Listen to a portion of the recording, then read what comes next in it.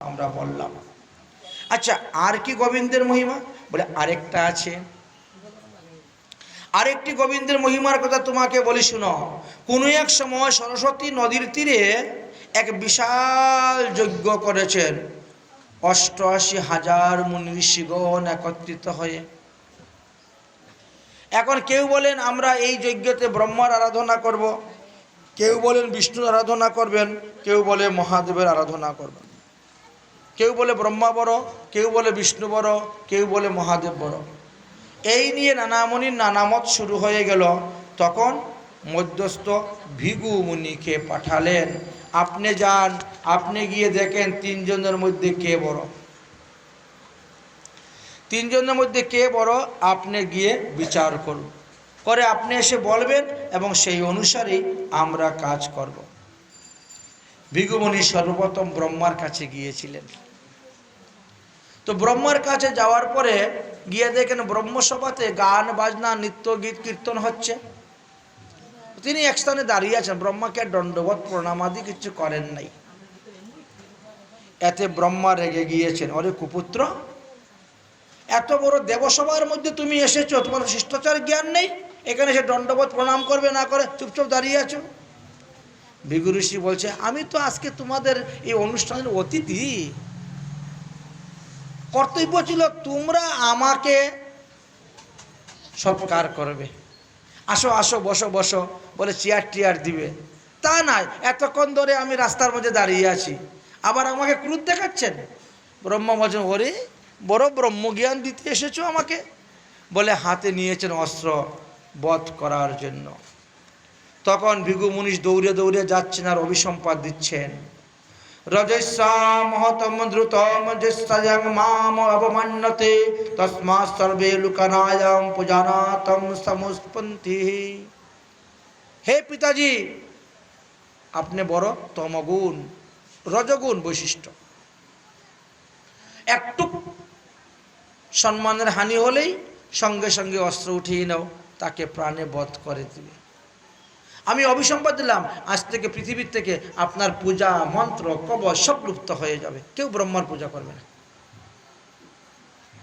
অভিসম্পাদ দিয়ে দৌড়ে কৈলাস পর্বতে গিয়ে উপস্থিত হয়েছেন। কৈলাস পর্বতে গিয়ে উপস্থিত হয়েছেন। তখন পাহাড়দার নন্দী বলছে, এখন তুমি যেতে পারবে না ভিতরে, ভোলে বাবার সঙ্গে দেখা করতে পারবে না, এখন মহাদেব পার্বতী বিশ্রামে আছেন। আরে ডাকো, আমি এসেছি বিশেষ কাজে, আমার সঙ্গে দেখা করতে হবে। উনি ডাকবেন, না না এদের নিদ্রাভঙ্গ হবে, আমার অপরাধ হবে, দেখা করতে দিব না, এদের নিদ্রা শেষ হবে তারপরে উঠবেন। দুজনের মধ্যে ঝগড়াঝাটি শুরু হয়ে গেছে। কতক্ষণ পরে পার্বতী বলছেন, ওগো দেখো তো দরজার সামনে কে ঝগড়া করতেছে, ঘুমের তো 12টা বাজিয়ে দিয়েছে। মহাদেব বেরিয়েছেন, আরে ভৃগু ঋষি, আরে ভাই আসো আসো আসো, আলিঙ্গন করবেন। আবার তিনি তো গেছেন পরীক্ষা করার জন্য, এই খবরদার তুমি আমাকে ছুবে না। ভৃগু ঋষি বলতেছেন, কেন? তুমি স্ত্রী সঙ্গ করো, আমি ব্রহ্মচারী মানুষ। তুমি বাং ধুত্রা খাও, তুমি শ্মশানে মশানে ঘুরে বেড়াও, তোমার গলার মধ্যে সর্প থাকে, হাড়ের মালা থাকে, শ্মশানের ছাই মাখো, আর আমাকে আসছো আলিঙ্গন করতে? আমি একজন পবিত্র মানুষ, তুমি অপবিত্র।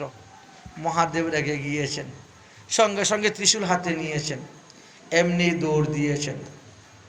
ভৃগুমুনি তিনাকে অভিসম্পাদ দিলেন, নারী সঙ্গমে মহোদত্ত যস তদ্মান অবমন্যতে যোনিলিঙ্গ স্বরূপে ইয়ে তস্মাদ তস্য ভবিষ্যতি। আমি দরজায় এসে দাঁড়িয়ে আছি আর তুমি তোমার স্ত্রীকে নিয়ে শয়ন করে আছো ঘরে, এতক্ষণ ধরে তুমি আমার অবমাননা করেছ, তাই আমি অভিসম্পাদ দিলাম, ভবিষ্যতে তোমরা পৃথিবীতে ওই লিঙ্গ এবং যোনি রূপেই প্রকাশ হবে। এই তো শিবলিঙ্গ। তারপরে তিনি গিয়ে উপস্থিত হলেন বৈকুণ্ঠে। সেখানে লক্ষ্মী দেবী নারায়ণের পদসম্ভাষণ করতেছেন আর নারায়ণ ঘুমিয়ে আছেন। বলা নেই, কওয়া নেই, কিছু নেই, চুপচাপ গিয়েই ঠাস করে নারায়ণের বক্ষের মধ্যে পদাঘাত করে দিয়েছেন। পদাঘাতের পর তিনি উঠেছেন নারায়ণ। আহা হা হা, ভিগুমুনি, আরে আপনি এসেছেন, আরে লক্ষ্মী দেবী জল নিয়ে আসো, জল নিয়ে আসো, আরে ব্রাহ্মণ দেবতা চরণ ধৌত করে দাও, আমার হৃদয়টা পাষাণের মতন কঠিন, আমার হৃদয়ের মধ্যে ওনার চরণ লেগেছে, নিশ্চয়ই ওনার পায়ের মধ্যে ব্যথা হয়েছে। পা ধুইয়া দিচ্ছেন, চরণ টিপে দিচ্ছেন, স্তুতি ভক্তি করে ক্ষমা চাচ্ছেন, আপনি কখন এসেছেন আমি বুঝতে পারি নাই, আমি ঘুমের ঘরে ছিলাম, অতএব আমার অপরাধ ক্ষমা কর। ভিগু ঋষি সন্তুষ্ট হয়ে গেল, চোখে দিয়ে জল পড়তে শুরু হলো। তস্মাৎ তমেব বিপ্রণাং পূজ্যং ন অন্যতে স্ত্রী কশ্চিত। হে গোবিন্দ, হে নারায়ণ, তুমি একমাত্র পূজার যোগ্য, আর কেউ পূজার যোগ্য নয়। মহাদয় পূজয়ায়াম স্বপাষণ্ডী ভবে ধ্রুবম। যারা তোমাকে ব্যতীত অন্যান্য দেবদেবীর উপাসনা করে, পূজা করে, এরা সব পাষণ্ডী। ঈশ্বর পরম কৃষ্ণ সচ্চিদানন্দ বিগ্রহ অনাদিরাদি গোবিন্দ সর্বকারণ্য কারণম, এই কথা বলে গান করতে করতে তিনি এসে উপস্থিত হলেন। আর সবাইকে বললেন, তোমরা একমাত্র শ্রী গোবিন্দের পূজা করো, আরো কারো পূজা করবেন না। শ্রী গোবিন্দের পূজাই শুরু হলো। এইভাবে গোবিন্দের শ্রেষ্ঠতা প্রমাণিত করে দিলেন। পরীক্ষিত বলছে যে গোবিন্দের আর কি অপূর্ব লীলা কথা আছে, বর্ণন করুন। শোনো, দ্বারকায় একজন ব্রাহ্মণ বাস করতেন। তো ব্রাহ্মণের একটা সন্তান জন্ম হওয়ার পরে কিছুক্ষণ কান্নাকাটি করে সন্তানটা মারা যেত।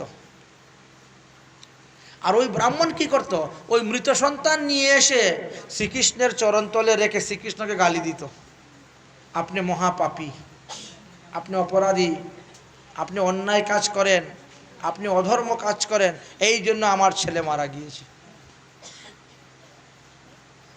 এখন ভগবান শ্রীকৃষ্ণ একটা কথাও বলে না, জাতি কতটা গালি দিবে দিয়ে দে, কারণ একা একা কতগুলো গালি টালি দিয়ে আবার বাচ্চা মৃত সন্তানটাকে কুলে করে নিয়ে গিয়ে চলে যায়, মাটির নিচে পুঁতে দেয়। পরের বছর আর একটা সন্তান জন্ম নিল, সেটাও আবার কান্নাকাটি করে মরে যায়, আবার বাচ্চাটাকে নিয়ে এসে কৃষ্ণের চরণ তলে রেখে দিয়ে কৃষ্ণকে খুব গালি দিতে থাকে। এইভাবে 8টা সন্তান মারা গিয়েছে। আর 8 বছরই এসে কৃষ্ণকে ওই গালি দেয় সন্তানটা রেখে। তারপরে 9ম সন্তান সম্ভাবনা হলো। আর সেই সময়ে অর্জুন দ্বারকায় গিয়ে উপস্থিত হয়েছেন। সকালবেলা কৃষ্ণ আর অর্জুন বসে গল্প করতেছেন, আর এমন সময় ব্রাহ্মণ তার মৃত পুত্র নিয়ে এসেছে, এনে কৃষ্ণের চরণতলে রেখেই গালি দিতে শুরু করেছে। এমনভাবে গালি দিতে শুরু করছে, অর্জুন আর সহ্য করতে পারছেন না। অর্জুন বলছেন, ভাই যা হবার হয়েছে, আমি 1 বৎসর দ্বারকায় থাকব, আমি তোমার ছেলেকে রক্ষা করব, তুমি আবার গর্ভদান দাও তোমার স্ত্রীতে, তোমার 10ম সন্তানকে আমি রক্ষা করবই করবই করব। তো বলছে, তুমি কে? বলছে, আমি কৃষ্ণের সখা অর্জুন, আমি কুন্তিপুত্র অর্জুন, আমি পঞ্চপাণ্ডবের মধ্যে এক পাণ্ডব অর্জুন। বলছে, দ্বারকায় এত এত বীর থাকতে কেউ রক্ষা কর, তুমি রক্ষা করতে পারবে? বলছে, দূর, দ্বারকায় যারা আছে তারা কি আমার মতো নয়? তুমি জানো না আমার গান্ডীবের কি ক্ষমতা। আমি তো কৃষ্ণ নয়, আমি প্রদ্যুম্ন নয়, আমি অনুরুদ্র নয়, আমি কুন্তিপুত্র অর্জুন। আমার গান্ডীবকে জমেও পর্যন্ত ভয় পায়। আমি কথা দিলাম তোমার পুত্রকে আমি রক্ষা করবই, 10 নম্বর পুত্র। ব্রাহ্মণ বলছে, যদি রক্ষা করতে না পারো? বলে, তাহলে আমি নিজে চিতা জ্বালিয়ে ওই অগ্নিতে প্রবেশ করে প্রাণ ত্যাগ করব। এত বড় সংকল্প নিয়ে নিয়েছেন অর্জুন। ব্রাহ্মণ শিশুটাকে নিয়ে চলে গেল। এখন 10ম সন্তান সম্ভাবনা এসে গেছে। ব্রাহ্মণ এসে বলছেন, দেখেন আমার তো 10ম সন্তানের প্রসবের সময় হয়েছে, আমার স্ত্রীর খুব কষ্ট পাচ্ছে, ব্যথা হচ্ছে। ঠিক আছে ঠিক আছে। অর্জুন গিয়ে জলের মধ্যে আচমন করে এমনভাবে বাণ মারতে শুরু করলেন, পূর্ব পশ্চিম উত্তর দক্ষিণ ঈশান অগ্নি নৈরি বায়ু উদ অধ সব বাণ মেরে মেরে পিঞ্জিরা বানিয়ে দিয়েছেন ঘর, যাতে ওখানে বাতাসও ঢুকতে না পারে, জমের অনুচর ঢুকতে না পারে, শিশুকে না নিতে পারে। মন্ত্রের দ্বারা বান মেরে এমনই করে দিয়েছেন। এবার সেই পিঞ্জরারূপী ঘরের ভিতরেই ব্রাহ্মণী সন্তান প্রসব করলেন। সন্তানটা ৩-৪ বার কান্না করলো, তারপরে সন্তানের দেহ সহিত অদৃশ্য, উধাও হয়ে গেছে। ব্রাহ্মণের ক্রোধ এখন কে দেখে।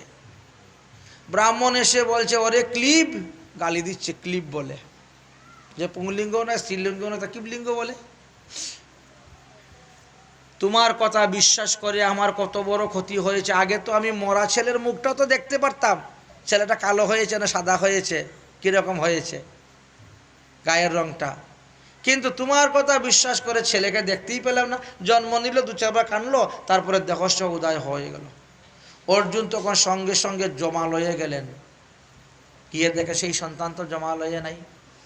বরুণালয়ে গেলেন, সেখানে নাই। ইন্দ্রপুরীতে গেলেন, সেখানে নাই। বায়ুপুরীতে গেলেন, সেখানে নেই। সব জায়গা ভ্রমণ করে আসছেন, কোথায়ও ব্রাহ্মণের সন্তান নেই। তখন নিজের হাতে চিতা জ্বালিয়েছেন। চিতা ধু ধু করে আগুন উঠেছে। অর্জুন যখনই প্রবেশ করবেন তখনই ভগবান শ্রীকৃষ্ণ পিছন দিকে ধরেছেন, সখা, অগ্নিতে প্রবেশ করে প্রাণ ত্যাগ করতে হবে না। আমি জানি ব্রাহ্মণের সন্তানগুলা কোথায় আছে, চলো আমার সঙ্গে। শ্রী গোবিন্দ নিয়ে গেলেন কোথায়? ভূমাসুরের কাছে, ভূমা পুরুষের কাছে গিয়ে উপস্থিত হলেন। সেই ভূমা পুরুষের কাছে উপস্থিত হওয়ার পর ভূমা পুরুষ বললেন, হে গোবিন্দ, আপনারা হলেন নরনারায়ণ ঋষিদ্বয়। পৃথিবীর ভার হরণ করার জন্য আপনাদেরই অবতার। আপনাদের লীলা কাজ সম্পূর্ণ হয়ে গেছে, আর বেশি দিন থাকার প্রয়োজন নেই। এবার আপনারা লীলা সংবরণ করে আমার কাছে চলে আসেন। ভূমা পুরুষ অষ্টভুজা রূপ ধারণ করেছেন।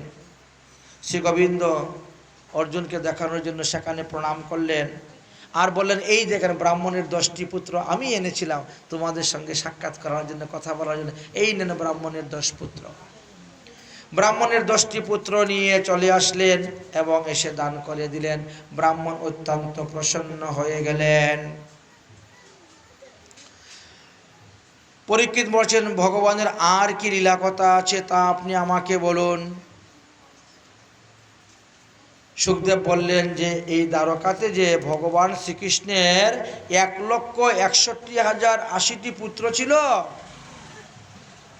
তাদের মধ্যে 18 জন মহারথী ছিলেন। একজন মহারথী 1 লক্ষ যোদ্ধার সঙ্গে যুদ্ধ করতে পারে, তাহলে 18 জন মহারথী কত লক্ষ যোদ্ধার সঙ্গে যুদ্ধ করতে পারবে? বললেন যে স্বর্গের সমস্ত দেবগণ একত্রিত হয়েও যদি দ্বারকায় যুদ্ধ করতে আসে, তারা জয়লাভ করতে পারবে না। দ্বারকায় এত এত বড় বড় যুদ্ধাবীর ছিলেন। শ্রী গোবিন্দ মনে মনে চিন্তা করলেন, আমার এই যদুবংশ আমার নিজের হাতে ধ্বংস করে না গেলে মনে হয় পৃথিবীর ভার হরণ করা হবে না। যদুবংশের বাচ্চাদেরকে লেখাপড়া করানোর জন্য 3,88,000 শিক্ষক ছিল। তাহলে ছাত্র কয় কোটি ছিল গো? যদুবংশ এত বৃদ্ধি হয়েছিল যে যদুবংশের বালক বালিকাদেরকে লেখাপড়া করানোর জন্যই 3,88,000 মাস্টার ছিল, শিক্ষক ছিল। তাহলে বিদ্যালয়ে কতটা ছিল আর ছাত্র কত ছিল দেখেন যদুবংশের। ভগবান শ্রীকৃষ্ণ মনে মনে চিন্তা করলেন, আমার বংশকে আমি নাশ করে যাব। তো কিভাবে নিজের বংশ নিজে নাশ করবেন? চিন্তা করলেন, ব্রাহ্মণের দ্বারা অভিশাপ করিয়ে আমার বংশকে আমি নাশ করে যাব। এই জন্য ভগবত ইচ্ছায় একদিন কি হয়েছে, শ্রী গোবিন্দকে দর্শন করার জন্য অনেক মুনি ঋষিগণ একত্রিত হয়ে দ্বারকায় এসে উপস্থিত হয়েছেন। বিশ্বামিত্র, অসিত, কণ্ব, দুর্বাসা, ভৃগু, অঙ্গিরা, কশ্যপ, কামদেব, অত্রি, বৈশিষ্ট্য, নারদাদি মহান মহান ঋষিগণ দ্বারকায় এসে উপস্থিত হয়েছেন। শ্রী গোবিন্দকে দর্শন পর্শন দণ্ডবোধ প্রণামাদি করে গোবিন্দের কাছ থেকে বিদায় নিয়ে তারা পুণ্ডরিক তীর্থেতে গিয়ে উপস্থিত হয়েছেন। পিন্দ্রারক তীর্থেতে উপস্থিত হয়েছেন। ওখানে তারা তীর্থেতে স্নান করে সবাই আহ্নিক করতেছেন। যদুবংশের বালকগণ একে অন্যকে বলতেছে, এই আমরা শুনেছি এই সাধুরা নাকি ত্রিকালদর্শী, তারা কাউকে দেখে ভূত ভবিষ্যৎ বর্তমান বলে দিতে পারে। চল তো আজকে পরীক্ষা করে দেখি সাধুরা কেমন ত্রিকালদর্শী। বলে কেমন করে পরীক্ষা করবে? বলে দেখ, একটা ছেলেকে না সুন্দর করে মেয়ে সাজাবো, নকল চুল টুল দিয়ে একেবারে অবিকল গর্ভবতী মেয়েদের মতো সাজাবো, সাজাইয়ে নিয়ে যাব, নিয়ে দেখি তো পরীক্ষা করে কেমন ত্রিকালদর্শী সাধুরা। এইভাবে জাম্বুবতীর নন্দন শাম্বকে স্ত্রী রূপে সুন্দর করে সাজিয়ে কাজল টাজল দিয়ে নয়নে আলতা, নখ পলিশ, ঠোঁট পলিশ, গাল পলিশ লাগিয়ে একবার ভালো করে সাজিয়ে গুজিয়ে নিয়ে গিয়ে উপস্থিত হয়েছেন। এবার তারা বলছেন, ঋষিবর দণ্ডবত প্রণাম। আমাদের এই বৌমণি লজ্জাবশত বলতে পারছেন না ওনার ছেলে হবে না মেয়ে হবে, আপনারা তো ত্রিকালদর্শী, একটু বলুন না। দুর্বাসা ঋষির তো খুব রাগ। দেখুন তো, একটা ছেলেকে মেয়ে সাজিয়ে নিয়ে এসে কিরকম ভাবে করতেছে। দুর্বাসা ঋষি রেগে গিয়েছেন। আরে দুষ্ট বালকগণ, সাধুদের সঙ্গে উপহাস পরিহাস করার জন্য আসছো? হ্যাঁ, এই রমণী একটা মুসল প্রসব করবে, আর ওই মুসলের দ্বারাই তাদের যদুবংশ নাশ হবে। যখন ঋষি রেগে গিয়ে অভিসম্পাদ দিয়েছেন, সঙ্গে সঙ্গে কাপড় চোপড় টেনে খুলতে শুরু করতে সামবেন, সেই কাপড়ের পেছ থেকে ঠাম করে একটা মুসল পড়ে গেছে। অভিসম্পাদ, লোহার মুসল। এখন ওটাকে কাঁধে করে নিয়ে দ্বারকায় উপস্থিত।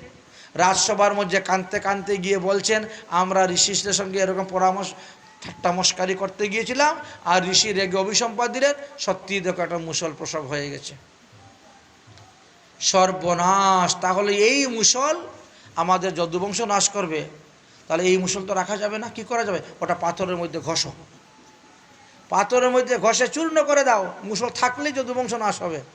এখন বড় বড় বলিষ্ঠ সৈন্যরা লেগেছে আর পাথরকে মাত্র ঘষতে শুরু করেছে। উগ্রসেনও ছিলেন, ঘষতে ঘষতে ঘষতে ঘষতে একেবারে পাউডারের মতো করে দিয়েছেন, সব সমুদ্রের জলে ফেলে দাও।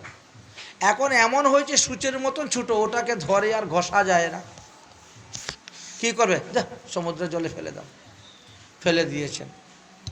এই সমস্ত পাউডার যে চূর্ণগুলাকে জমা হয়ে এইগুলা জলের ঢেউয়ে ভাসতে ভাসতে ভাসতে ভাসতে প্রবাস ক্ষেত্রে চলে গেছে।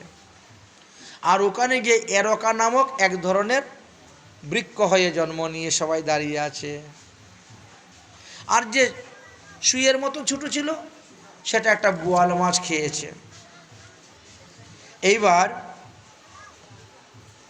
সেই বোয়াল মাছ একটা ধীবরের জালে ধরা পড়েছে, সে বাজারে নিয়ে বিক্রি করেছে।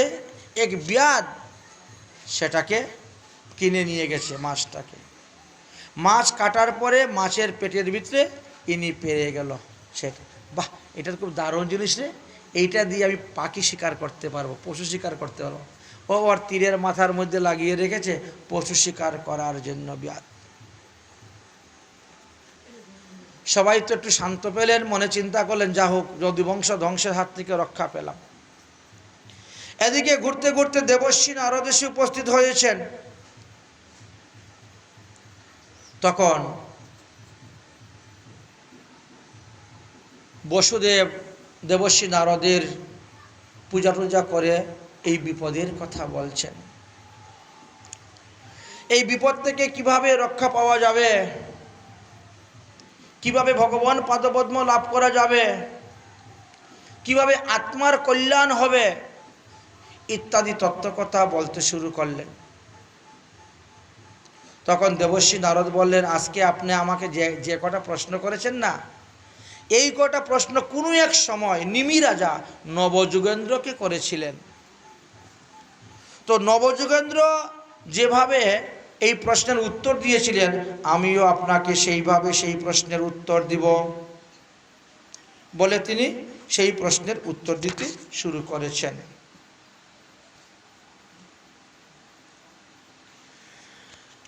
তো তিনার প্রথম প্রশ্ন ছিল, যে ধর্ম যাজন করলে জীবের কল্যাণ হয় সেই ধর্ম পালনের উপায় কি?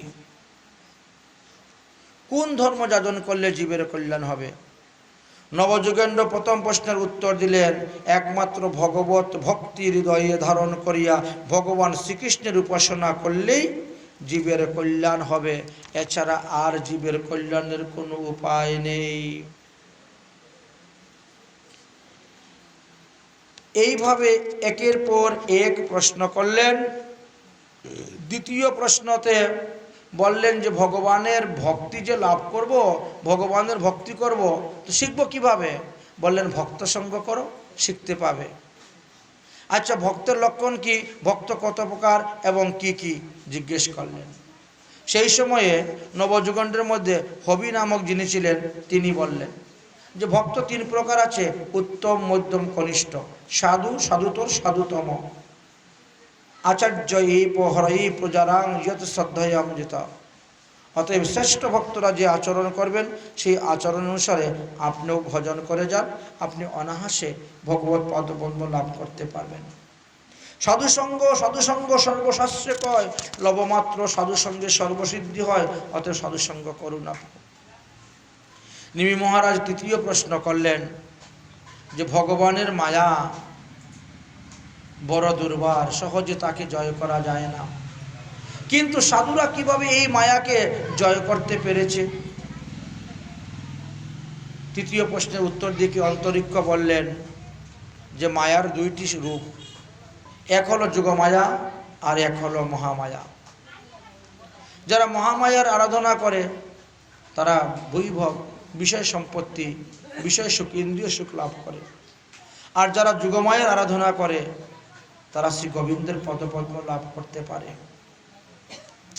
চতুর্থ প্রশ্ন করলেন নিমিরাজ, যাহাদের মন নিজেরা বশ করতে পারে নাই তারা কিভাবে ভগবান পদপদ্ম লাভ করবে, মায়াকে জয় করতে পারবে? চতুর্থ প্রশ্নের উত্তর দিতে গিয়ে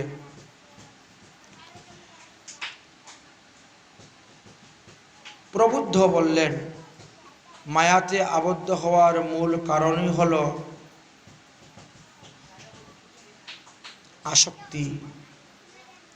স্ত্রী পুরুষে আসক্তি, পুরুষ স্ত্রীতে আসক্তি। এই আসক্তিটাই হলো আমাদের দুঃখের কারণ। যদি আসক্তি ত্যাগ করে হরির ভজন করা যায় তাহলে অনায়াসেই তিনি লাভ করতে পারবেন। দেখো, শরীর শুদ্ধ করতে গেলে না আহার শুদ্ধি করতে হবে, কর্মশুদ্ধি করতে হবে, বুদ্ধি শুদ্ধি করতে হবে, মন শুদ্ধি করতে হবে, তবেই তো জীবের কল্যাণ হবে। নিমি মহারাজ পঞ্চম প্রশ্ন করলেন, সব জীবের মধ্যে তো ভগবান আছেন, ঈশ্বর পরমাত্মা রূপে বাস করতেছেন, তবে সেই পরমাত্মা নারায়ণের স্বরূপটি কি? প্রশ্নের উত্তর দিতে গিয়ে পিপিলক্ষ তিনি তখন নারায়ণের স্বরূপ বর্ণন করতে গিয়ে সৃষ্টি স্মৃতি প্রলয়ের সমস্ত ঘটনাগুলো বর্ণন করলেন। নিমি মহারাজ ষষ্ঠ প্রশ্ন করলেন, কর্মের দ্বারা ভগবানকে কিভাবে পাওয়া যায়? ষষ্ঠ প্রশ্নের উত্তর দিতে গিয়ে অবিহুদ্র বললেন যে বেদের তিনটি কাণ্ড আছে, কর্মকাণ্ড, অকর্মকাণ্ড, বিকর্মকাণ্ড। সুতরাং সৎকর্ম করলেই ভগবানকে পাওয়া যাবে, অসৎকর্ম, খারাপ কর্ম করলে নরকাদি যন্ত্রণা তোমার ভোগ করতে হইবে। নিমি মহারাজের সপ্তম প্রশ্ন ছিল, ভগবান কোন কোন স্থানে কখন কি রূপে অবতীর্ণ হয়ে কি লীলা করেছিলেন? এই প্রশ্নের উত্তর দিতে গিয়ে তিনি ভগবানের 6টি অবতারের কথা বর্ণন করেছিলেন। পুরুষ অবতার এক, লীলা অবতার আর, গুণ অবতার এক, মন্বন্তর অবতার আর, যুগ অবতার এক, পুরুষ আবিষ অবতার আর। কখন কোন অবতার প্রয়োজন হবে ভগবান তখন সেই রূপে অবতীর্ণ হয়ে সেই স্থানে লীলা করে থাকেন। নিমি মহারাজের অষ্টম প্রশ্ন ছিল, যাহারা লৌকিক এবং পরলৌকিক ভোগবিলাস ত্যাগ করতে পারে নাই তারা কি ভগবানের আরাধনা করতে পারবে? আর যদি ভগবানের আরাধনা করেই তাহলে কিভাবে করবে? অষ্টম প্রশ্নের উত্তর দিতে গিয়ে চমস বলেছিলেন, রাজন, বিরাট পুরুষের মুখ হইতেই সত্যভাবে ব্রাহ্মণের উৎপত্তি, বাহু হইতে ক্ষত্রিয়ের উৎপত্তি, পুরু হইতে বৈশ্যের উৎপত্তি এবং চরণ থেকে শূদ্রের উৎপত্তি।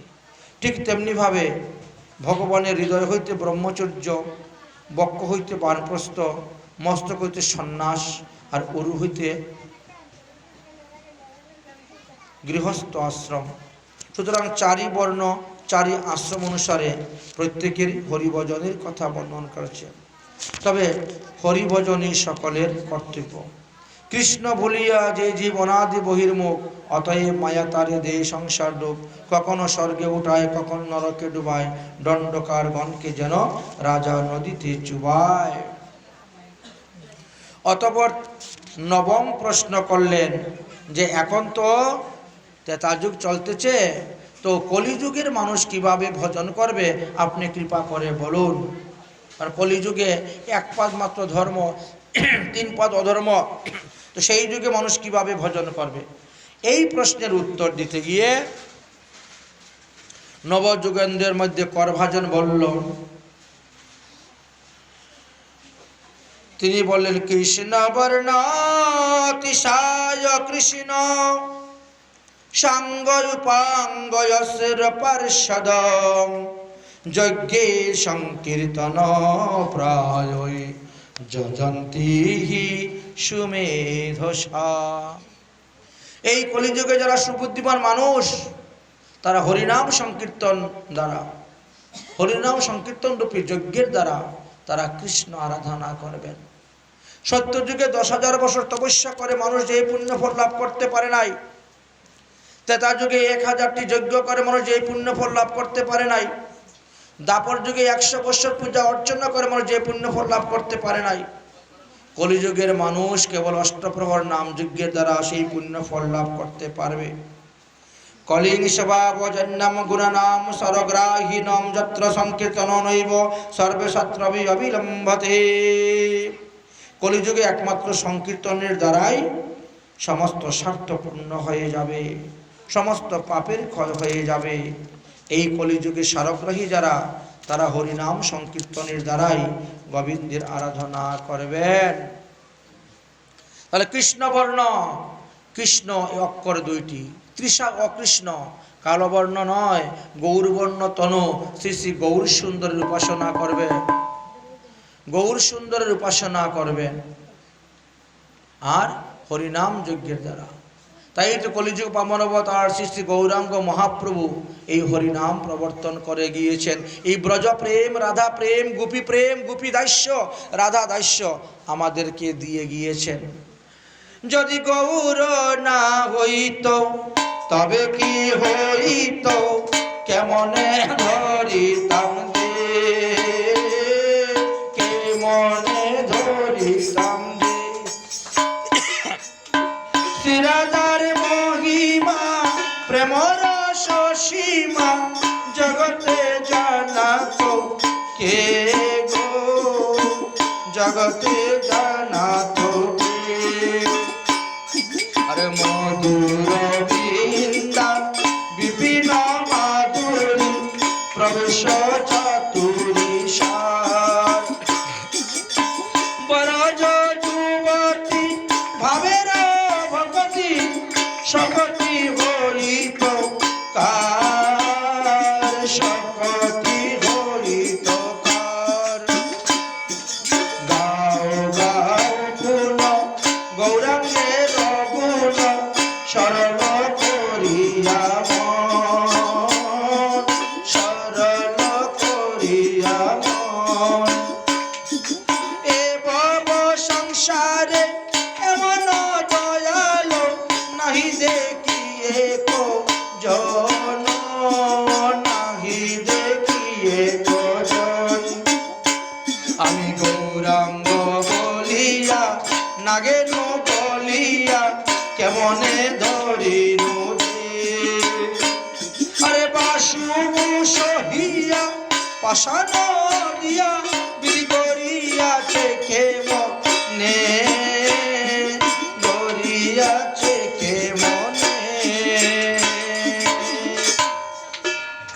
তাই গৌরাঙ্গ মহাপ্রভু হলেন সচিনন্দন, যিনি ভগবান শ্রীকৃষ্ণ। নিত্যানন্দ হলেন বলরাম, অদ্বৈত হলেন সদাশিব এবং মহাবিষ্ণুর মিলিত তনু, গদাধর হলেন রাধারানী, আর শিবাস পণ্ডিত হলেন নারদমণি। পঞ্চতত্ত্বাত্মকং কৃষ্ণ ভক্তরূপ স্বরূপকং ভক্তাবতারং ভক্তামি নমামি ভক্ত শক্তিকং।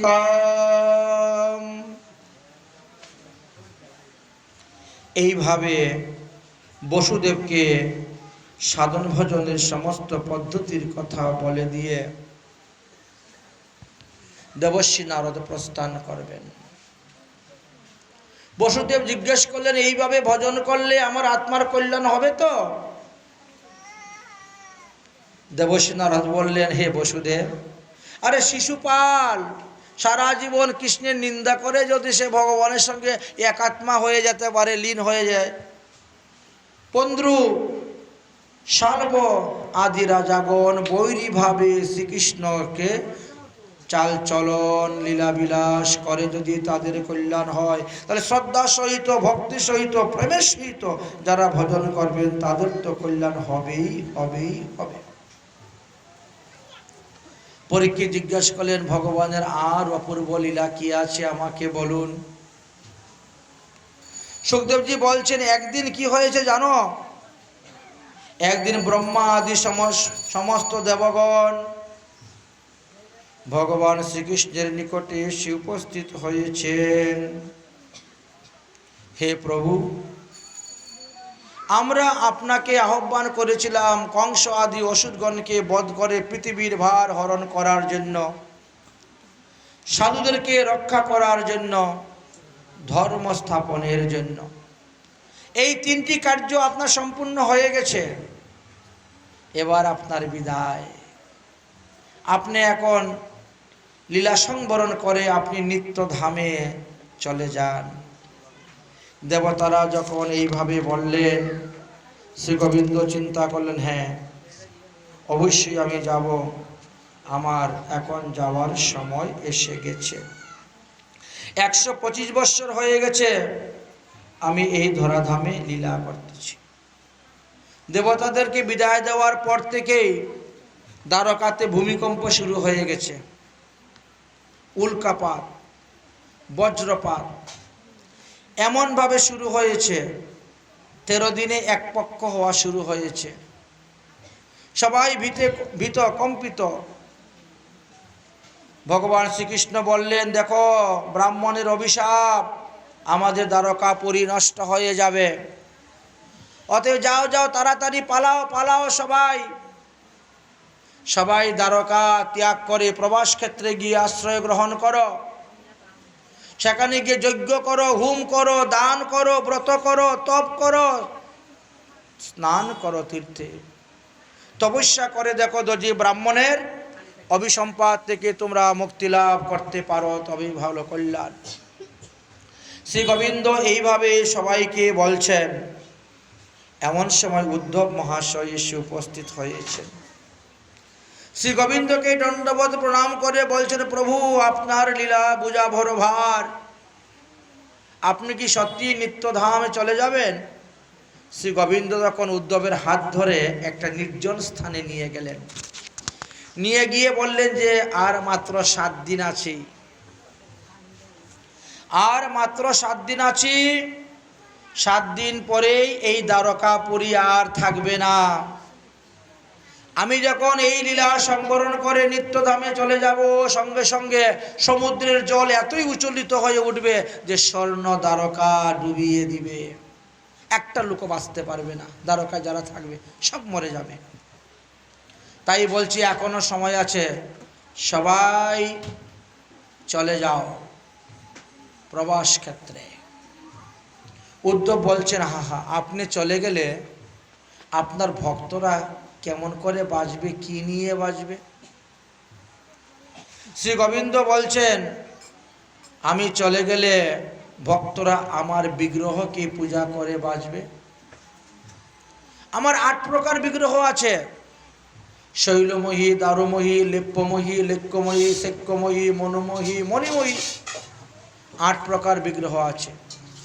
এই 8 প্রকার বিগ্রহের মধ্যে যে কোনো এক প্রকার বিগ্রহকে যদি আমার ভক্তরা পূজা করে তাহলে সেই বিগ্রহ রূপেই তারা আমার কৃপা লাভ করতে পারবে। হে উদ্ধব, তুমি সন্ন্যাস আশ্রম গ্রহণ করো, আর করে তুমি তীর্থ ভ্রমণে বেরিয়ে যাও। তীর্থ ভ্রমণ করতে করতে তোমার এই দেহ অবসান হবে। উদ্ধব বলছেন, প্রভু, সন্ন্যাস আশ্রম গ্রহণ করা কি মুখের কথা? সন্ন্যাস আশ্রম গ্রহণ করা মুখের, আরো 1 ঘন্টা দেরি আছে। সন্ন্যাস আশ্রম গ্রহণ করা এত সহজ নয়। আমার মতন বিষয়ী ব্যক্তি বিষয় ত্যাগ করে সন্ন্যাস আশ্রম গ্রহণ করবে, এটা এত সহজ নয়। ভগবান বলছেন, কেন সহজ নয়? আরে আমার পূর্বপুরুষ যদু কত বড় ছিলেন সংসার, এত বড় রাজা ছিলেন, এত বড় ঘুর বিষয়ী ছিলেন। আরে তিনি একবার তীর্থ ভ্রমণে বেরিয়েছিলেন, আর তীর্থ ভ্রমণ করতে করতে এক অবধূতের সঙ্গে তিনার দেখা হয়েছিল। অবধূতকে জিজ্ঞাসা করলেন, আপনার বাড়ি নাই, ঘর নেই, খাওয়ার মতন পাত্র নেই, শোয়ার মতন বিছানা নেই, অথচ আপনি তো পরম আনন্দে আছেন। আপনার মুখ দেখে মনে হচ্ছে আপনি মহা সুখী, আপনি মহা আনন্দে আছেন। তো যার বাড়ি নেই, ঘর নেই, স্ত্রী নেই, পুত্র নেই, কোনো কিছু নেই, তার ভিতরে এত আনন্দ কোথার থেকে আসলো? আমরা সবাই মানুষ আনন্দে বাঁচতে চাই। মানুষ আনন্দ কাকে বলে? একজন মানুষ যতটা আনন্দ ভোগ করে তাকে মানুষ আনন্দ বলে? না না, মানুষ আনন্দের একটা নিয়ম আছে, চার্ট আছে, লিস্ট আছে।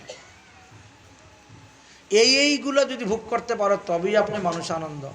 সুখদেব বললেন যে এরকম কোনো লোক আমি পৃথিবীতে এখনো দেখতেই পাইনি। যাই হোক, তো আপনার এই আনন্দটা কোথার থেকে পাচ্ছেন? তিনি বললেন, আমার 24 জন গুরু আছে, আমি এক একটা গুরুদেবের কাছ থেকে এক একটা জিনিস শিক্ষা লাভ করেছি, করে আমি এই স্থানে এসে পৌঁছেছি। এই জন্য আমি সর্বদা আনন্দে থাকি, আমার কোনো দুঃখ নেই, কষ্ট নেই, বেদনা নেই, কিচ্ছু নেই। তাই নাকি? তো আপনার যে 24 জন গুরু, তার মধ্যে আপনি প্রথমে কাকে গুরুরূপে বরণ করেছিলেন? বলেন, আমার প্রথম গুরু হলো এই পৃথিবী মাতা, ভূমি। হ্যাঁ, ভূমির থেকে আপনি কি শিক্ষা লাভ করেছেন? পৃথিবী মাতা থেকে ক্ষমা। মানুষ ঘুমের থেকে ওঠার পরেই পৃথিবীর উপরে যত অত্যাচার, পায়খানা করতেছি, প্রস্রাব করছি, থুতু ফেলতেছি, মাটি কেটে পুকুর বানিয়ে দিচ্ছি, টিউবওয়েল বসিয়ে গর্ত করে দিচ্ছি পৃথিবীর বুকে, কই পৃথিবী তো আমাদেরকে সব ক্ষমা করে দিচ্ছেন, সব অপরাধ ক্ষমা মাফ করে দিচ্ছেন। এই জন্য পৃথিবীকে আমি গুরু করেছি। ক্ষমাই হলো সাধুদের ভূষণ। ক্ষমা এমন এক বস্তু, সব থেকে ক্ষমাকে শ্রেষ্ঠ বলা হয়েছে। ঠিক তেমনিভাবে ধৈর্য এবং ক্ষমা, এই দুটি আমি পৃথিবীর থেকে লাভ করেছি। এমনকি বৃক্ষ থেকেও লাভ করেছি। বৃক্ষ সারা জীবন পরের উপকার করে, অক্সিজেন দিচ্ছে, ফল দিচ্ছে, শীতল ছায়া দিচ্ছে, আবার গাছটা মরে গেলে পরেও রান্না করার ইন্ধন কাষ্ঠ হয়ে যাচ্ছে। জীবিত অবস্থায়ও মানুষের উপকার করে, মৃত্যুর পরেও মানুষের উপকার করতেছে। মানুষ গাছের ডাল ভেঙে ফল ফুল নিয়ে আসে, তথাপিও গাছ ধৈর্য ধারণ করে থাকে, ক্ষমা করে দেয়, অপরাধ মুক্ত করে। এই জন্য আমি এদেরকে গুরু করেছি। আচ্ছা আচ্ছা, বেশ। তাই সাধুদের স্বভাব হলো ক্ষমা করে দেওয়া। দ্বিতীয়ত, আপনি কাকে গুরু করেছেন? বায়ুকে গুরু করেছি। বায়ু, হ্যাঁ, এই দেখেন, শ্বাস টানলাম, ভিতরে ঢুকলো, ছাড়লাম, বেরিয়ে গেল। শ্বাস দেহের সঙ্গে সম্পর্ক রাখে না, ঢুকলো, বেরিয়ে চলে গেল।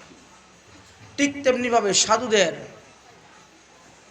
সাধুদের কাছে যদি কোনো অর্থ আসে, সেই অর্থ তিনি আবার সাধু সেবায় ব্যয় করে দিবেন, সঞ্চয় করে রাখবেন না। বায়ু যখন চলে তখন দুর্গন্ধ সুগন্ধ সব কিছু বহন করে নিয়ে যায়, কিন্তু গন্ধের সঙ্গে বায়ু লিপ্ত থাকে না, যুক্ত হয়ে থাকে না। সাধুরা যখন চলবেন, সাধুদের সঙ্গে সৎ মানুষ অসৎ মানুষ কত মানুষ আসবে, কত লোক আসবে, কিন্তু কারোর সঙ্গে তিনি জড়িয়ে পড়বেন না, আসক্তি হবেন না। তিনার জীবন যাত্রা চলার মতন চল। তারপরে আপনি কাকে গুরু করেছেন? বলে আকাশকে গুরু করেছি। আকাশ এক অখণ্ড অপরিচ্ছন্ন, কিন্তু আমরা যদি কয়েকটি ঘট একসঙ্গে বসাই, তার মধ্যে জল দিই, প্রত্যেকটি ঘটের মধ্যে আকাশ দেখতে পাই, কিন্তু ঘটটাকে ভেঙে দিলে মহা আকাশের সঙ্গে তা মিলিত হয়ে যায়। ঠিক তেমনিভাবে প্রতিটা জীবের ভিতরে আমরা পরমাত্মা আলাদা আলাদা দেখি, জীবাত্মা, কিন্তু সেই আত্মা তো পরমাত্মাতেই মিলিত হয়ে যাচ্ছে। তাই জীবে সম্মান দিবে জানি কৃষ্ণ অধিষ্ঠান। আমার চতুর্থ গুরুদেব হলেন জল। জল মানুষের জীবন। জল পান করে মানুষ তৃপ্তি লাভ করে, জলে স্নান করে মানুষ পবিত্রতা হয়। সাধুরা জলের মতন হবে, অপবিত্র ব্যক্তিদেরকে পবিত্র করবেন, মানুষের দুঃখ কষ্ট আদি দূর করবেন। আচ্ছা, পঞ্চমত আমার গুরুদেব হলেন অগ্নি। কারণ আগুন সর্বভোগ্য হওয়ার সত্ত্বেও আগুন পবিত্র, সে সব কিছু জ্বালিয়ে পুড়িয়ে ছাই করে দিচ্ছে আগুন, তারপরেও অগ্নিদেব পবিত্র। তাই সাধুরা ভজন করবে, ভজনের দ্বারা তারা সর্বদা দেহকে পবিত্র রাখবে এবং পবিত্র থাকবে। এই হলো আমার পঞ্চম। আমার ষষ্ঠ গুরুদেব হলেন চন্দ্র। চন্দ্র থেকে কি শিক্ষা লাভ করেছেন? হ্রাস এবং বৃদ্ধি। আমরা দেখতে পাই প্রতিপদ থেকে এক এক কলা করে কমতে কমতে কমতে কমতে অমাবস্যাতে গিয়ে একেবারে ক্ষীণ হয়ে যায়, চাঁদ আর দেখাই যায় না। আবার যেই অমাবস্যা চলে গেল, আবার এক এক পর করে বাড়তে বাড়তে পূর্ণিমায় গিয়ে পূর্ণচন্দ্র হয়ে যাচ্ছে। এই যে হ্রাস এবং বৃদ্ধি, বাস্তবে কিন্তু ওটা চন্দ্রের নয়, ওটা চন্দ্রের কলার। চন্দ্রের কলার হ্রাস বৃদ্ধি হয়। ঠিক তেমনিভাবে আমাদের দেহ, ছোট শিশু থেকে আরম্ভ করে বৃদ্ধ পর্যন্ত যে আমাদের দেহের বৃদ্ধি, ওটা আত্মার নয়, ওটা শরীরের। এই শিক্ষা লাভ করেছি। আমার সপ্তম গুরুদেব হলেন সূর্যদেব। আচ্ছা, সূর্যদেবের নিকট থেকে আপনি কি শিক্ষা লাভ করেছেন? সূর্য রশ্মির দ্বারা পৃথিবীর জল আকর্ষণ করে বায়ুমণ্ডলে নিয়ে যায়, আবার প্রয়োজন বোধে বৃষ্টি রূপে পৃথিবীতে দিয়ে দেয় ফিরত। সূর্যদেব তার কাছে রাখে না। তাই সাধু সন্তরা প্রয়োজন হলে ভিক্ষা করবে, অর্থ চাইবে, নিয়ে গেল, আবার সেটা সাধু সেবায় ভগবত সেবায় লাগিয়ে দিবে, নিজেদের কাছে রাখবে না। থাকলেই অর্থ অনর্থের মূল হবে। এই শিক্ষা সূর্যদেবের কাছ থেকে লাভ করেছি, তাই তিনি আমার 7 নম্বর গুরু। আমার 8 নম্বর গুরুদেব হলেন এক কবুতর। একই কবুতরের কাছ থেকে কি শিক্ষা লাভ করেছেন? আসক্তি। আসক্তির সহিত কাউকে ভালোবাসবে না।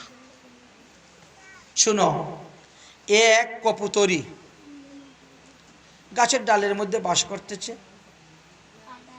আর আমি ওই গাছের নিচে বসে ভজন করতেছি।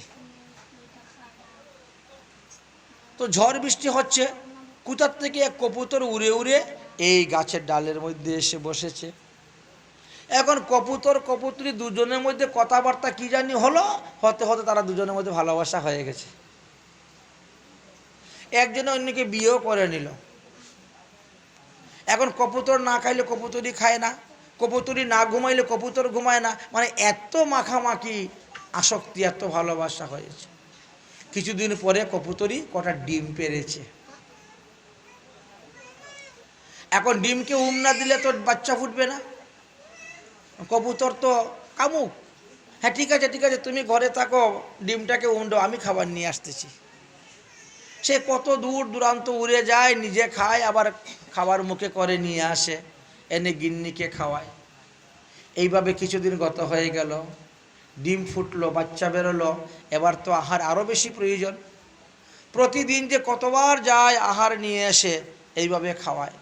বাচ্চা যত বড় হচ্ছে খাবারের সংখ্যা ততই বৃদ্ধি পাচ্ছে, আর ততই তাকে ততটা কষ্ট করতে হচ্ছে। একদিন কবুতরীকে বলছে, কবুতর গো, আমি আর পারছি না, এই প্রতিদিন এত এত খাবার সংগ্রহ করে আনে, আমার বড় কষ্ট হচ্ছে, চলো আজকে দুজন মিলে যাই, বাচ্চাগুলো তো বড় হয়েছে, দুজন মিলে রোজগার করতে যাই। কবুতরী যখন গিয়েছে, এমন সময় কি হয়েছে, এক বিয়াদ এসেছে পাখি শিকার করতে। তো গাছের নিচ থেকে শুনতে পাচ্ছে উপরে খুরলের মধ্যে পাখির বাচ্চা আছে, ডাকাডাকি করতেছে চিউমিউ। সেই নিচে কতগুলা ভাত ফেলে দিয়ে রেমের আঠা দিয়ে জাল তৈরি করে পেতে রেখে দিয়েছে। কবুতরী খাবার আনতে গিয়েছে, অনেক দূরে গিয়েছে, আসতে বিলম্ব হচ্ছে। আর ওই গাছের কটুর থেকে বাচ্চাগুলা মাথা বের করে দেখতেছে মা বাবা আসতেছে কিনা খাবার নিয়ে। হঠাৎ করে নিচে দেখ আমাদের গাছের নিচে কত খাবার পড়ে আছে রে, আর কোথায় গেছে মা বাবা খাবার আনতে। এই তো গাছের কুঠার থেকে এক একজন লাফ দিচ্ছে খাবার খাবে বলে, আর জালের মধ্যে আটকা পড়ে যাচ্ছে, সবগুলো আটকা পড়ে গেছে। বিয়ার তো দূরে বসে আছে। কপতি মুখের মধ্যে খাবার নিয়ে যখন এসে ঘরে ঢুকেছে, তখন দেখে গাছের সেই খুরলের মধ্যে তার বাচ্চা নেই। আরে আমাদের বাচ্চাকে কে চুরি করে নিয়ে গেছে। নিচের দিকে তাকিয়ে দেখে সব জালের মধ্যে ধরা পড়ে গেছে। কপতি কাঁদতে শুরু করে দিয়েছে, হা হা রে, আমি জীবিত থাকতে আমার ছেলেরা জালের মধ্যে আবদ্ধ হয়ে গেছে, যদি ছেলেদেরকে আমি মুক্ত করতে না পারি তাহলে তাদের জন্ম দেওয়াটা আমার বৃথা হলো, তাদেরকে উদ্ধার করা আমার কর্তব্য। তাই কবুতরী এক লাফে জালের মধ্যে পড়ে গেছে, বাচ্চাগুলাকে জাল থেকে মুক্ত করবে, উনিও জালের মধ্যে লেগে গেল। কবুতর তখন কাঁদতে শুরু করে দিয়েছে, হা হা, আমার ত্রিবর্গের সংসার নষ্ট হয়ে গেল, আমার স্ত্রী গেল, পুত্র গেল, কন্যা গেল, তা আমি বেঁচে থেকে কি লাভ। আমার পুত্র কন্যা স্ত্রী তারা আজকে সবাই স্বর্গে চলে যাবে, ওই বিয়ার নিয়ে কেটে খেয়ে ফেলবে না, স্বর্গে চলে যাবে। তো আমি সব কিছু ছেড়ে দিয়ে এখানে থেকে কি লাভ, আমিও ওদের সঙ্গে যাই। সেও লাভ দিয়েছে, পড়ল, বিয়াদ মনের আনন্দে সবগুলাকে ধরে নিয়ে গেল, কেটে খেয়ে নিল। এই জন্য কবুতরকে গুরু করেছি। আরে বাবা কোথাকার কে, তুমি উড়ে এসছো, জুড়ে বসেছো, তারপরে তোমার এত সংসার হয়ে গেল, এত কিছু হয়ে গেল, তার জন্য তুমি মরতে রাজি হয়ে গেলে। তুমি যদি বেঁচে থাকতে এরকম আরো কত কবুতর আসতো, কবুতরই আসতো, সারা জীবন তুমি বিষয় ভোগ করতে পারত। তাই আসক্তির সহিত কাউকে ভালোবাসতে যাবে না। অতিরিক্ত আসক্তির সহিত ভালোবাসলেই জ্ঞানটা ভ্রষ্ট হয়ে যাবে, তখনই মারা যাবে। এই জন্য আমি তাকে গুরু করলাম, তার কাছ থেকে এই বিদ্যাটা শিখলাম। আমার 9 নম্বর গুরুদেব হলেন সর্প, অজগর সর্প। অজগর সাপের থেকে আপনি কি শিখেছেন? দেখেন, অজগর সর্প খাওয়ার জন্য দৌড়াদৌড়ি করে না, এক জায়গায় বসে থাকলো, যা সামনে আসলো তাই ধরে খেলো, খাবার নাই, 6 মাস মরার মতন পরে তাকে ঘুমিয়ে থাকে। সাধুরা ঠিক তেমনি ভাবে খাবারের জন্য দৌড়াদৌড়ি করলে হবে না। জিহ্বার বেগ, উদরের বেগ, উপস্থর বেগ, বাক্যের বেগ, এগুলাকে দমন করতে হবে, তবেই গিয়ে তিনি ভজন করতে পারবে। জিহ্বার লালসায় যদি ইতি উতি ধায়, দৌড়াদৌড়ি করে, শিষ্ণ উদর পরায়ণ কবু কৃষ্ণ নাহি পায়, ভজন করলেও।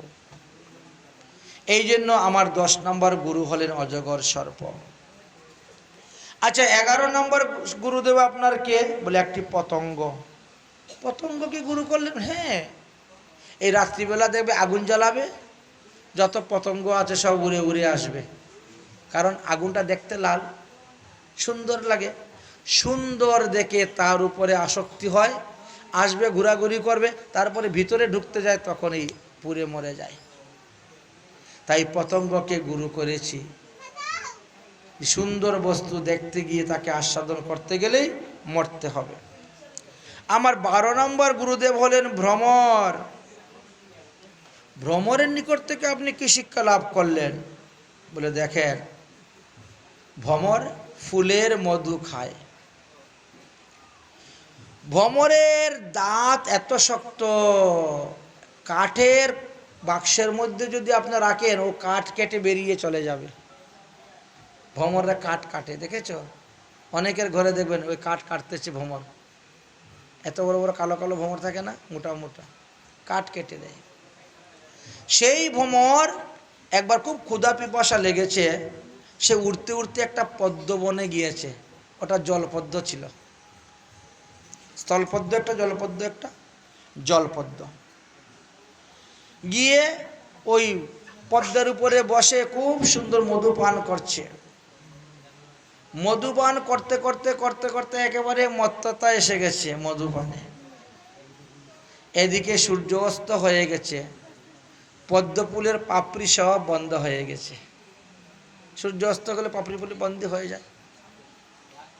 যখন তার মুহ ভাঙলো, এই পেট তো ভরে গেছে মধু খেয়ে, কিন্তু অন্ধকার সব বন্ধ হয়ে গেছে পাপড়ি।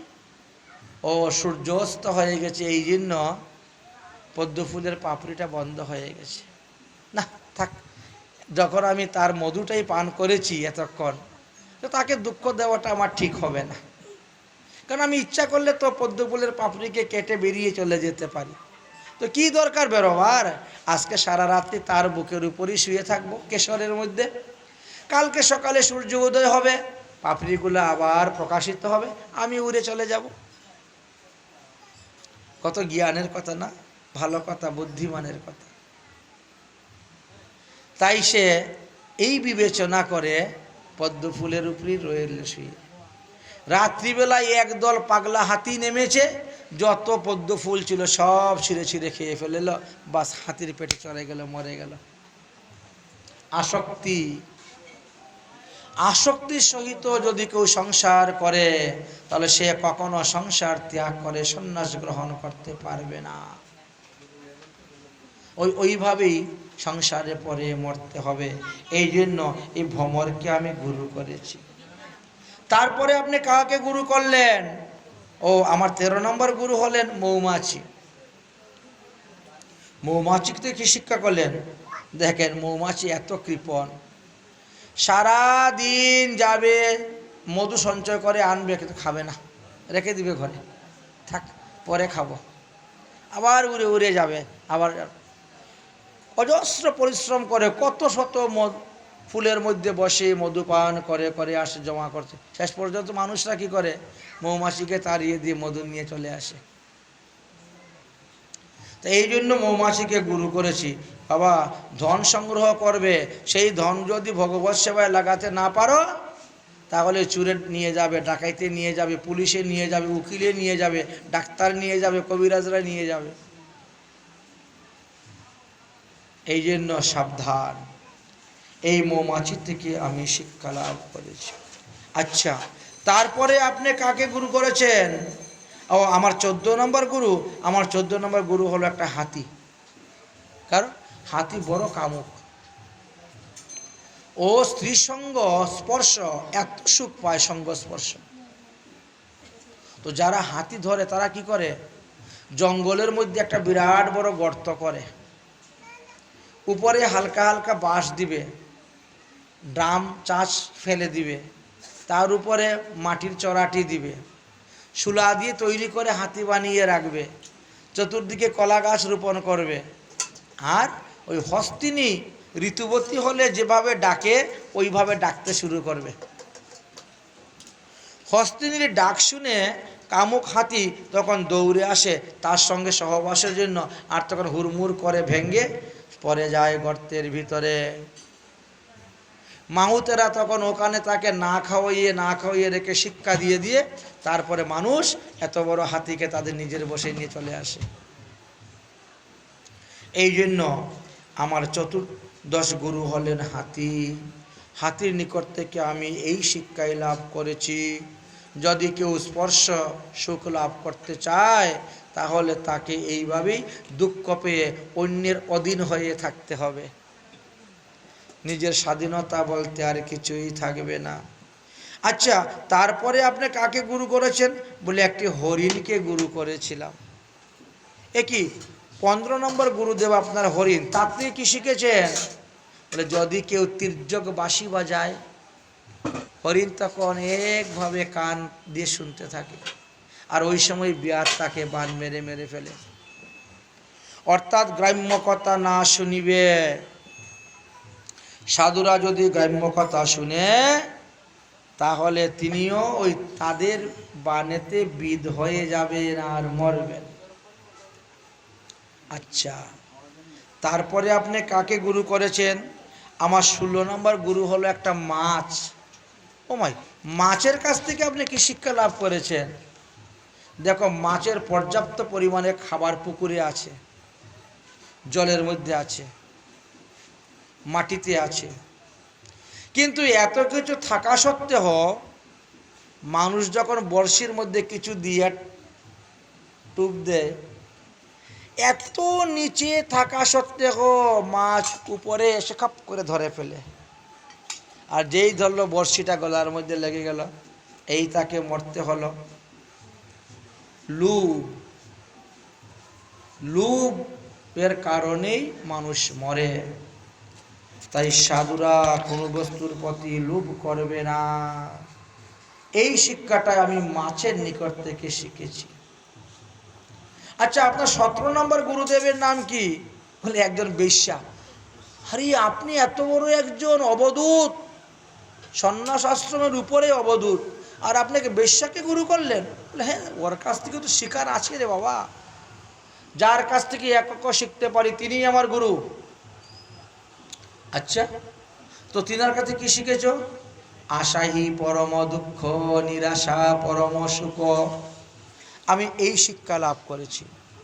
এক গণিকা সুন্দর করে সেজে গুজে সন্ধ্যার সময় বসত, আর নতুন নতুন যুবকরা পয়সা দিয়ে তাকে কিনে নিত। ওই দিনও ইনি ভালো করে সেজে গুজে বসেছেন, কিন্তু দুর্ভাগ্যক্রমে কোনো পুরুষ আসে নাই সেই দিন ওনাকে কিনে নিয়ে যাবে। আর এই আসবে নিবে, আসবে আমাকে নিয়ে যাবে, ওই আশা করে সে রান্নাও করে নাই, খাওয়া দাওয়াও করে নাই, ঘুমায়ও নাই। ওই একবার ঘরের ভিতরে যায়, একবার ঘরের বাইরে আসে, এই করতে করতে রাত্রে 12টা, 1টা, 2টা, 3টা হয়ে গেছে। তো রাত 3টার সময় আর কে আসবে এখানে? তখন চিন্তা করলো যে আমার আশাটাই তো দুঃখের কারণ। এই আশায় আশায় আশায় আশায় খাওয়া দাওয়াও হলো না, ঘুম হলো না। আর আমি যে আশা করতেছি এটা তো অতি জঘন্য আশা, খারাপ আশা। দেহ বিক্রি করে অর্থ নিচ্ছি, এর জন্য তো মৃত্যুর পরে আমাকে নরক যন্ত্রণা ভোগ করতে হবে। যদি আমার এই দেহটা গোবিন্দের সেবায় লাগাতে পারতাম, গোবিন্দকে যদি আমি এই দেহসুখটা দিতে পারতাম, তাহলে আমার কল্যাণ হবে। এইভাবে তিনি যখন আশা ত্যাগ করে নিরাশা হইলেন, বিছনায় পরামার্থে ঘুম এসে গেছে।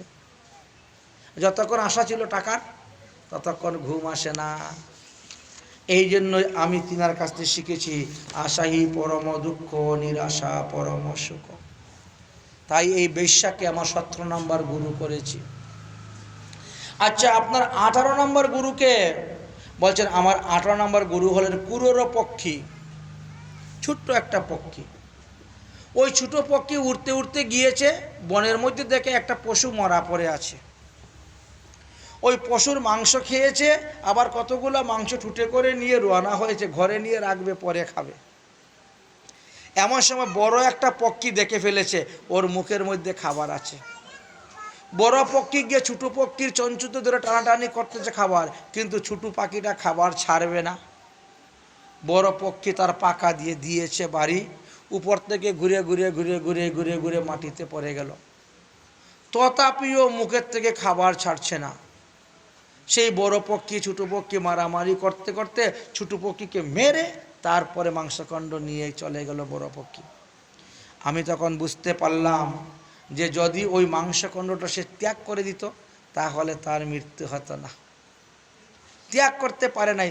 তাই যেটার থেকে, যে বস্তু থেকে আমার বিপদের আশঙ্কা, আমার মৃত্যুর সম্ভাবনা, সেটাই ত্যাগ করে দিতে হবে। এই শিক্ষা লাভ করলাম। আচ্ছা, আপনার 19 নম্বর গুরুদেবকে? বলে আমার 19 নম্বর গুরুদেব ছোট্ট একটা বালক। ও মা, বালকের কাছ থেকে কি শিখলেন? বালকের মান অপমান বোধ নাই, বাড়ি ঘরেরও চিন্তা নাই, খাওয়া দাওয়ারও চিন্তা নাই। বালক সারাদিন তার মনের মনে কথা বলে, একা একা কথা বলে, একা